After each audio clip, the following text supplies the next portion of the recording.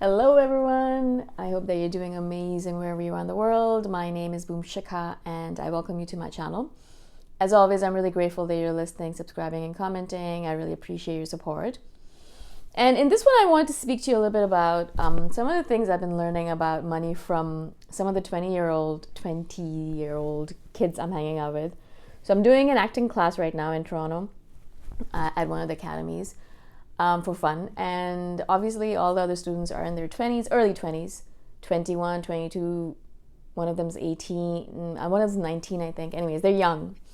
And of course, like conversations about money come up quite often because they're broke, they don't have a job, their parents are quite poor, I believe, or they don't have that much money, or, in general, like it is how it is when you're in your early 20s. You don't have money, even if your parents are rich, like you have to wait for yourself to get a job before you have any disposable income. And so they talk about things about how, if they had a lot of money, they would do this with it. If they had a lot of money, they'd do that with it. And it's really funny to me because I think I was obviously, when I was in my early 20s, I had the same kind of ideas. I was like, oh, if I have money, I'm going to do that with it. If I have money, I'm going to live like that. I'm going to buy this. And it's really interesting because now that I have money, now that I'm in my 40s and I do have money and cash and disposable income, I'm not saying I have thousands of dollars, but I have money to play with. It's literally interesting to me how little I need in order to be happy. I don't think people realize how little they actually need, how little money they need, but also how few things they need in order to be happy. Yeah, of course the media is going to constantly be telling you, hey, if you had this, you'd be happier. If you had that, you'd be happier. And it'll constantly be trying to push you into buying more and more things, and then you'll feel like, oh man, if I had more money, I'd be able to buy all these things. But once you have enough money to buy all the things that you want to buy, like really, I don't have that many needs. And so if I want to buy something, like nowadays, I just go and buy it, right? In a lot of cases, because I'm a minimalist and because I like to keep my possessions to as little as possible, I don't actually just go out and buy things, even if, I'm like, oh, do I really need it? Am I going to use it? Do I have something like this already? In a lot of cases, I'm like, yeah, no, I don't think I actually need it. So I do give myself 24 hours to think about it, but the possibility is there. Like the possibility for me to have that item is there because I have the income for it.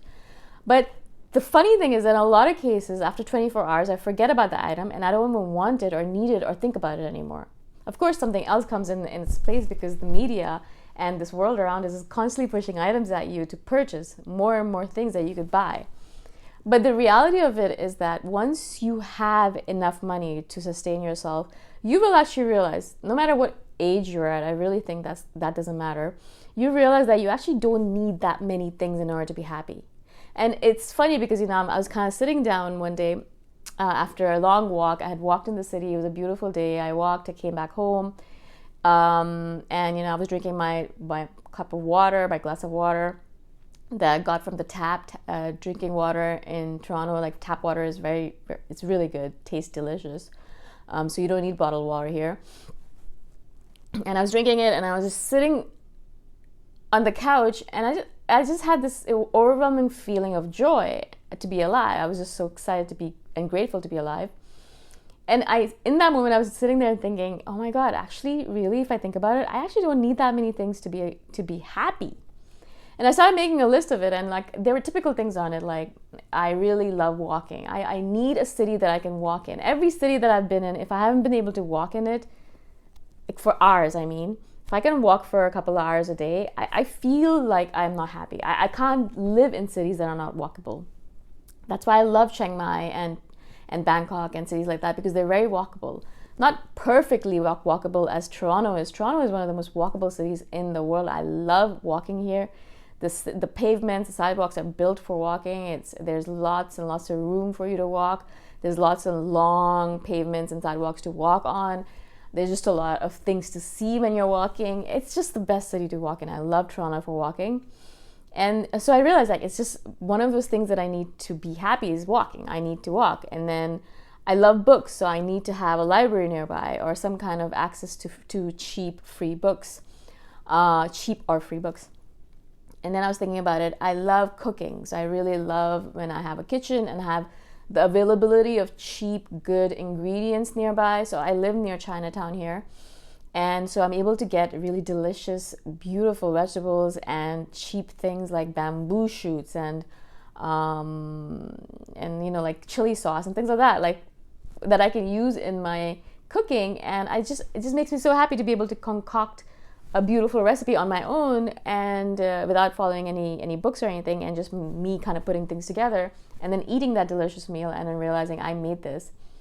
So these things are so simple. They're just so simple. Walking, eating delicious meals that you cook by yourself, reading books that you get from the library. I know it doesn't seem like a lot, and obviously when you're in your 20s and you're like broke and you don't have a lot of things, you don't have a lot of money, you don't have anything really, and you're building yourself up, you think, oh man, once I have $1 million kind of thing. And that's what they say all the time, these kids that I'm hanging out with. They're like, once I win the lottery, or once I make a lot of money, like once I have $1 million. And for them, that's like a figure they've randomly come up with, once I have $1 million. They don't realize, because they're still young, also they don't know anything about money. They don't realize how little money they actually need to live that lifestyle.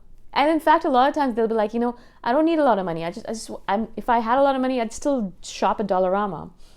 And it really shows the dichotomy in their thinking, because this is how everyone is.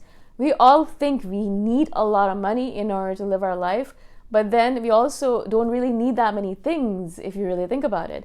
But for some reason, society and media has constantly drummed into us that, oh, you need to have a lot of money in order to live a good life. You actually really don't.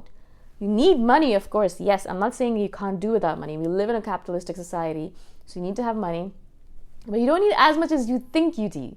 And so a lot of people think they need millions, right? And the funny thing is that actually it's a self-propagating prophecy. It's like self-fulfilling prophecy.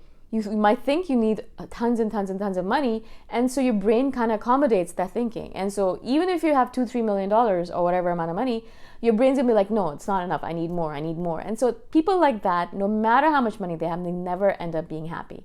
They could have billions of dollars in the bank and they'll still be unhappy, because they really have no idea how much money they need in order to be happy, right? Whereas other people who know exactly how much money they need in order to be satisfied with life, they have that and then they're satisfied, and then that's it for them. They just kind of work with it, like they live their life. And coming back to Toronto this time around, I really, as I said, realized how few things I need in order to be happy. I want to have comfortable, cozy clothes that I can get from a clothing swap and I can wear and be comfortable in throughout the day, practical clothing that I can walk around with.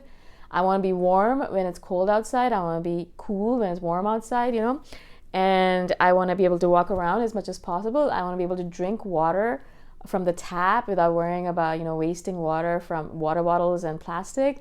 I want to be able to cook my meals. I want to be able to meet up with friends occasionally, not necessary, but once in a while. I want to be able to sit around and read books all day long if I want to. Of course, I want to be able to buy a few things here and there, but the reality of things is that when the possibility of everything is open to you, I could literally go out and buy whatever I want, obviously within reason. I'm not going to buy a plane or anything.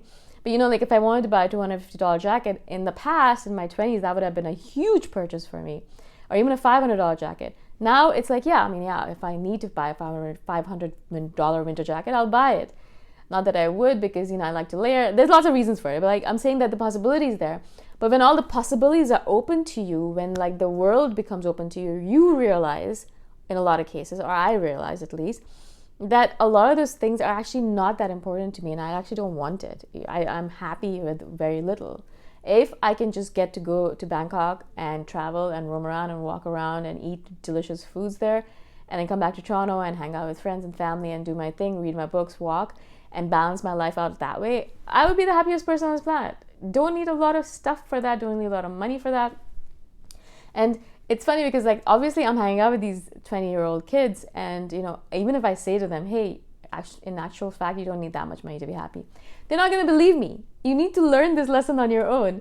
So maybe me doing this video is a complete waste of time, but I still wanted to do it because I want to put this seed out in the universe and to kind of go against the flow of everyone else who's like, you need loads and loads of money. You need loads and loads of money. Stop that. You don't need that much money. And also, it's a fear mongering. It's constantly the media and society telling you fearfully that, hey, you need to be careful. You need more money. And so you never stop earning money. You don't stop thinking about money.